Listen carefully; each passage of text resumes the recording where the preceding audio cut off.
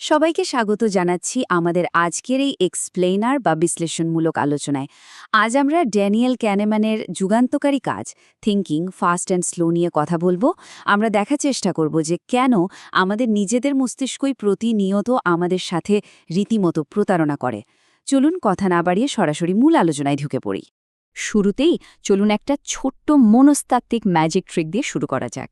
এই খুব সাধারণ গণিতের সমস্যাটি যত দ্রুত সম্ভব মনে মনে সমাধান করার চেষ্টা করি আমরা।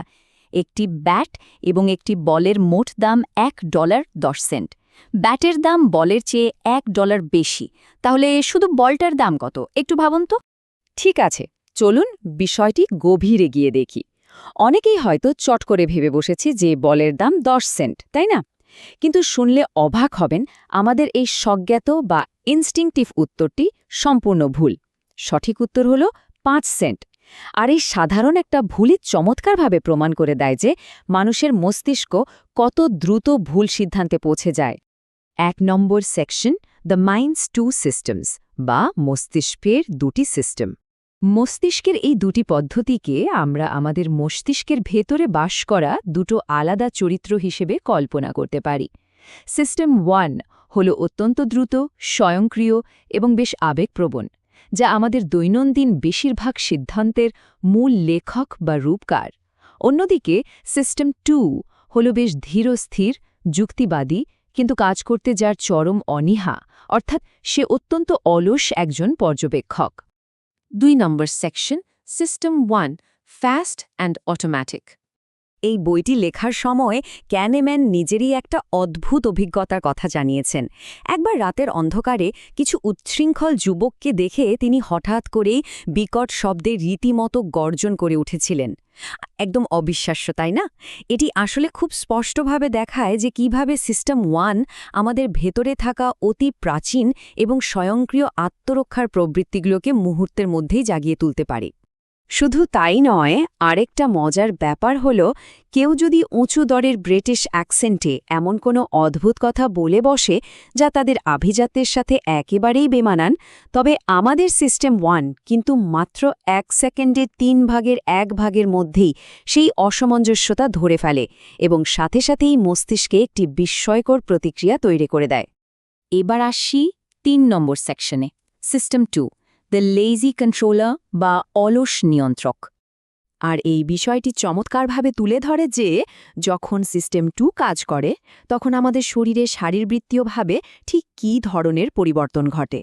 অ্যাড 1 বা অ্যাড 3 এর মতো কঠিন মানসিক হিসাব করার সময় আমাদের মনোযোগ এতই তীব্র হয় যে চোখের তারা 50% পর্যন্ত প্রসারিত হতে পারে, আর হৃদস্পন্দনও বেড়ে যায়। এই তীব্র মনোযোগের কারণে মানুষ তার চারপাশের জগৎ সম্পর্কে সাময়িকভাবে অন্ধ হয়ে যেতে পারে। এতটাই অন্ধ যে সামনে দিয়ে গরিলা স্যুট পরা কেউ হেঁটে গেলেও একদমই খেয়াল থাকে না। 4 নম্বর সেকশন, কগনিটিভ ইলুশনস অ্যান্ড কনফ্লিক্ট বা মনস্তাত্ত্বিক দ্বন্দ্ব। এই শব্দগুলোর দিকে একটু লক্ষ্য করা যাক। আমাদের মন স্বভাবতই চাইবে শব্দগুলো দ্রুত পড়ে ফেলতে, কারণ সেটাই তো সিস্টেম 1 এর কাজ। কিন্তু যদি নিয়ম করে দেওয়া হয় যে শব্দটি কিছুতেই পড়া যাবে না, বরং সেটি বড় হাতের নাকি ছোট হাতের অক্ষরে লেখা, শুধু তা মুখে বলতে হবে, তখন কিন্তু সিস্টেম 2কে প্রচুর মানসিক শক্তি খরচ করে ওই সিস্টেম 1কে থামাতে হয়। এটা মস্তিষ্কের ভেতরে সত্যিই বেশ ক্লান্তিকর একটা যুদ্ধ। এই বিখ্যাত মুলার লায়ার ইলিউশন বা দৃষ্টিবিভ্রমের দিকে তাকালে মস্তিষ্কের এই দ্বন্দ্বের বিষয়টি আরও পরিষ্কার হবে। সিস্টেম 2 কিন্তু মেপে নিশ্চিতভাবে জানে যে দুটি অনুভূমিক রেখা একদম সমান দৈর্ঘ্যের, কিন্তু সিস্টেম 1কে যেহেতু কোনোভাবেই সুইচ অফ করে রাখা যায় না, তাই আমাদের চোখ সবসময় নিচের রেখাটিকে বড় দেখতে বাধ্য হয়। 5 নম্বর সেকশন, সাবস্টিটিউশন অ্যান্ড স্টেরিওটাইপস বা প্রতিস্থাপন ও বদ্ধমূল ধারণা।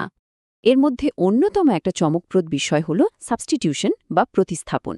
ব্যাপারটা হল, যখন কোনো কঠিন বা জটিল প্রশ্নের সম্মুখীন হতে হয়, তখন আমাদের মস্তিষ্ক নিজের অজান্তেই একটা সহজ ও সম্পর্কিত প্রশ্নের উত্তর দিয়ে বসে। এটি প্রায়শই কোনো জটিল মূল্যায়নকে খুব সাধারণ আবেগ বা অনুভূতির সাথে অদলবদল করে ফেলে। মনোবিজ্ঞানের ভাষায় একেই বলা হয় অ্যাফেক্ট হিউরিস্টিক। সুতরাং এখানকার অত্যন্ত গুরুত্বপূর্ণ বিষয়টি হল স্টিভ নামের একজন লাজুক ও পরিপাটি মানুষের উদাহরণটি। পরিসংখ্যানগতভাবে যদি দেখি, যুক্তরাষ্ট্রে কিন্তু পুরুষ লাইব্রেরিয়ানের তুলনায় পুরুষ কৃষকের সংখ্যা বহু গুণ বেশি। কিন্তু ওই যে স্টিভের শান্তশিষ্ট স্বভাবটি একজন লাইব্রেরিয়ানের প্রচলিত স্টিরিওটাইপের সাথে এত বেশি মিলে যায় যে মানুষের মন সব ধরনের বাস্তব পরিসংখ্যান বেমালুম ভুলে গিয়ে স্টিভকে লাইব্রেরিয়ান হিসেবেই ধরে নেয়। একইভাবে জুলির কথা ধরা যাক। জুলি মাত্র 4 বছর বয়সেই খুব সাবলীলভাবে পড়তে পারত। এখন যদি কাউকে জিজ্ঞেস করা হয় যে তার কলেজের জিপিএ কত হতে পারে, মানুষ অবচেতনভাবেই জুলির ছোটবেলার এই অসামান্য পড়ার মাত্রাকে তার কলেজের জিপিএর সাথে হুবহু মিলিয়ে ফেলে, যা আসলে পরিসংখ্যানের বিচারে একটা মস্ত বড় ভুল।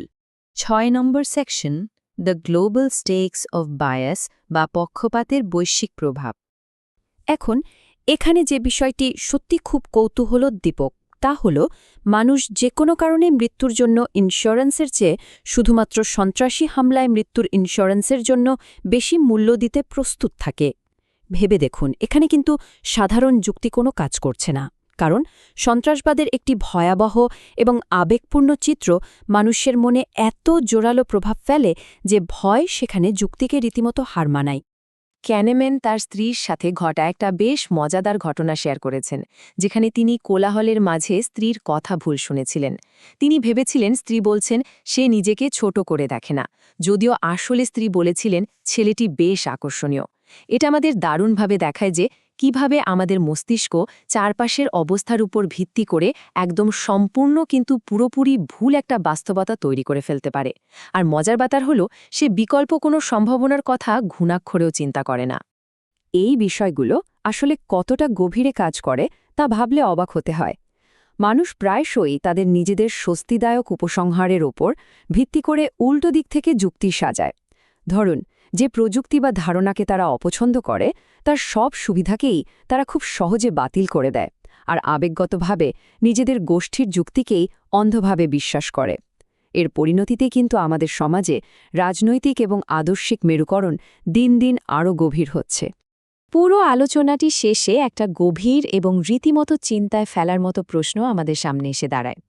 মানুষের মন যদি প্রাকৃতিকভাবেই নিজের স্বস্তিদায়ক উপসংহার থেকে পেছনের দিকে যুক্তি তৈরি করতে অভ্যস্ত হয়, তবে জলবায়ু পরিবর্তনের মতো ধীর এবং অত্যন্ত জটিল বৈশ্বিক হুমকিগুলোর সামনে আমাদের মানব সমাজ বা গণতন্ত্র কি আদৌ টিকে থাকতে পারবে?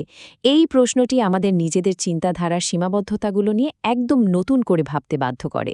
আশা করি এই চমৎকার এক্সপ্লেইনারটি সবার জন্য উপভোগ্য ছিল। এতক্ষণ সাথে থাকার জন্য অসংখ্য ধন্যবাদ।